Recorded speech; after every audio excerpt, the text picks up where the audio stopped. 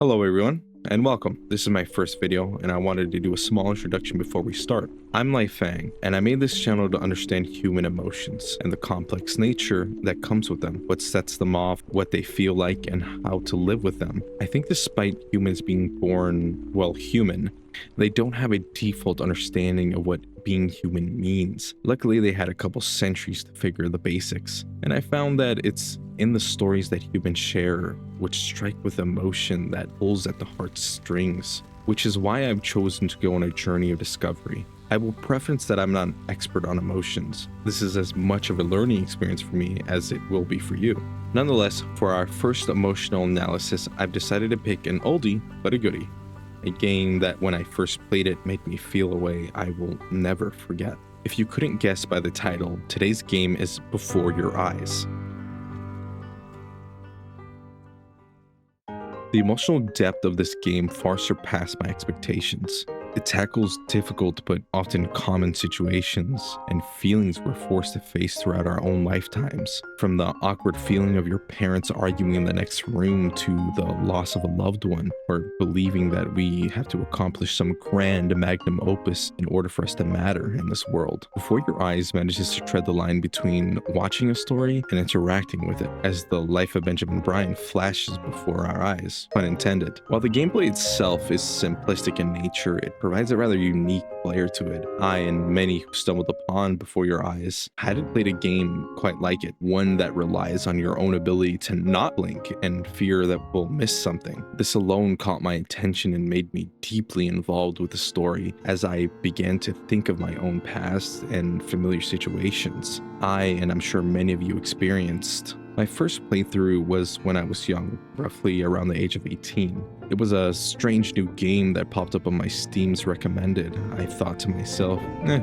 what do I have to lose? It's $10. But oh boy, was I in for a ride. At the time, I was going through a lot of difficult situations on top of having to deal with COVID-19 quarantine. I was in a dark place, to say the least, one where I felt like I hadn't accomplished much. Sure, I was young, but the grass was always greener on everyone else's lawn. They had universities they were going to, had jobs lined up, and unlike me, they had plans. That feeling of being lost was something I tried my best to ignore or pretend it didn't exist. The honest truth was that I had a plan to go into the military and disappear from the lives of the people I cared about. I was overwhelmed with failures that I'd rather make up a new story than keep living the one that I saw as flawed. I thought I was alone in this feeling, this need to lie about my life, yet by some strange, almost fated coincidence, I found Before Your Eyes, and the story of Benjamin Bryan, a boy who felt just as I did, even though we experienced different events. For Benny was his illness that bedrid him, while his parents were grieving him despite him still being alive. He had failed to live up to his mother's dream for him, and now his illness was taking any chance of trying again,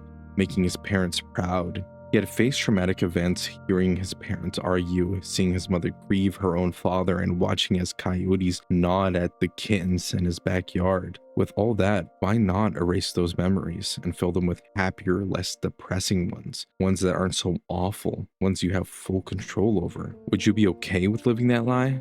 The ferryman tells Benny at the beginning that if his story impresses the Guardian, that he'll be let into the city, and he emphasizes that he has to be worthy, and Benny, even in the afterlife, doesn't feel that way. He's afraid of failing, afraid of being unworthy.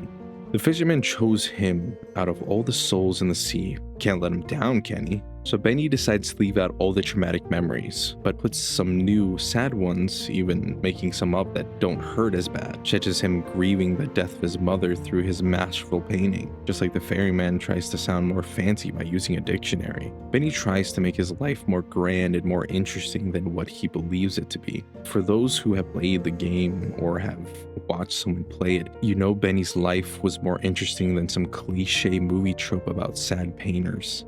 Not that there aren't sad painters, but Benny's life, though short, told the story of a boy who wanted to have fun, to make his mom proud, a boy who wanted more than anything to be outside with his friends and his first love. Benny struggled in the last months of his life to come to terms with himself. He writes about himself in a negative light, wallowing in his own sadness and believing he is simply the worst human being in existence. a feeling I've felt in my own life and many in the world still feel. Even the fisherman pointed out to him after realizing he lied. Now don't think that I haven't dealt with people like you.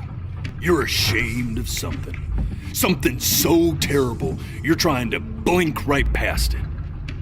Because if the gatekeeper knew, she'd have to dream up fresh new hells to punish someone as worthless as you. And I'm sure you're right. I'm sure you're the rottenest soul that I ever fished out of that black muck.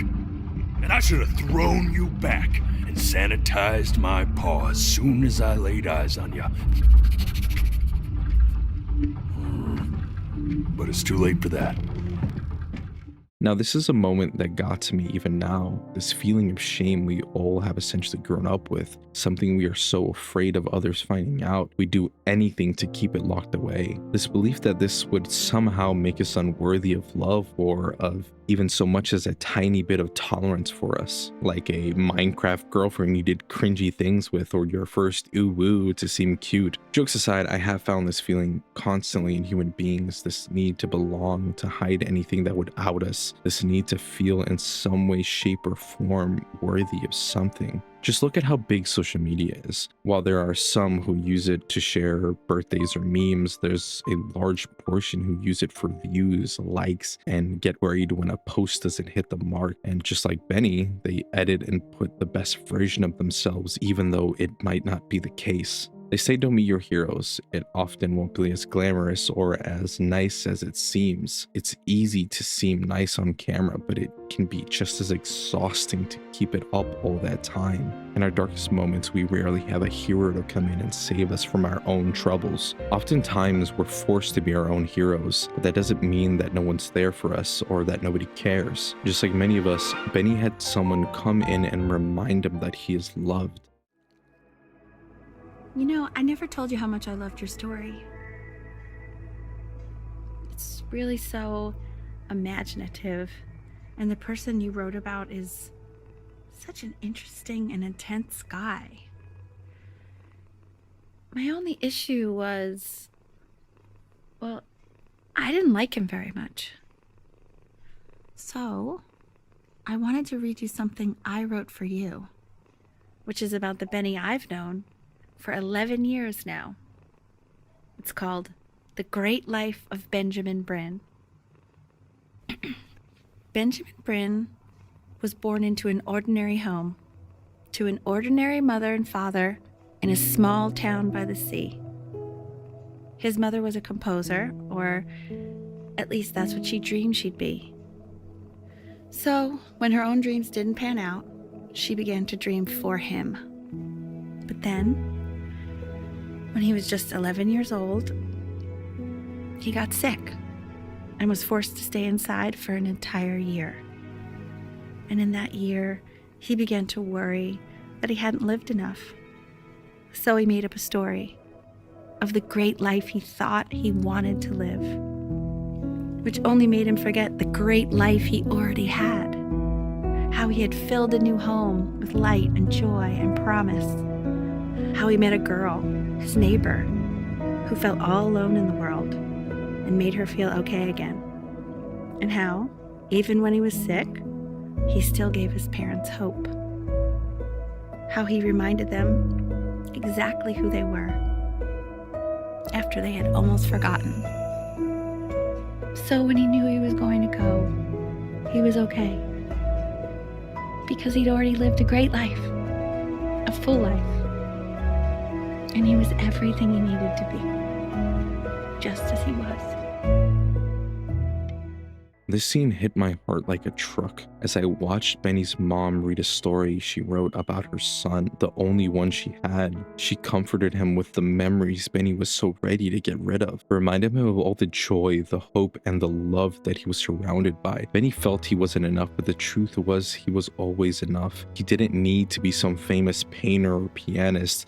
All Benny needed was to be Benny. His mother reminds him that she doesn't care about any of the fancy titles or the dream that might be. That wasn't what she was going to miss. It was her son, her brave child, who she hoped would recover. This scene is one that I think touched the heart, a mother caring for her child. Now, I know we all have parental issues, but I crave this. I crave this for my own mother, for my mother to be witness to my own failings and tell me it's going to be okay, that it doesn't matter, that she loves me regardless. Sadly, I never got this, at least not from the person I spent my life calling mom. I got it from a person who maybe didn't raise me, but parented me so much that I grew up from some confused teenage boy to a somewhat respectable adult. She reminded me I'm enough, and if she's watching, I love you, Mom, and thank you for everything. And for all those watching this, you're enough just the way you are. That doesn't mean don't try to improve. It just means it's okay if it takes 10, 20, 30 years to get where you're going. The story before your eyes tackles a lot, but I found that its main point, or at least one of them, is to be okay with not being okay, to simply be yourself. And to quote the horse from Horse and Around, tell your story, warts and all. Maybe you didn't succeed. Maybe you'll fail 100 times, but your brain can never imagine a world without you. You're always watching from your perspective. Be honest with yourself and enjoy the mistake, despite how frustrating it can be. If not,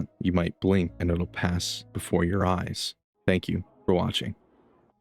I wanna be somebody. Me 2.0.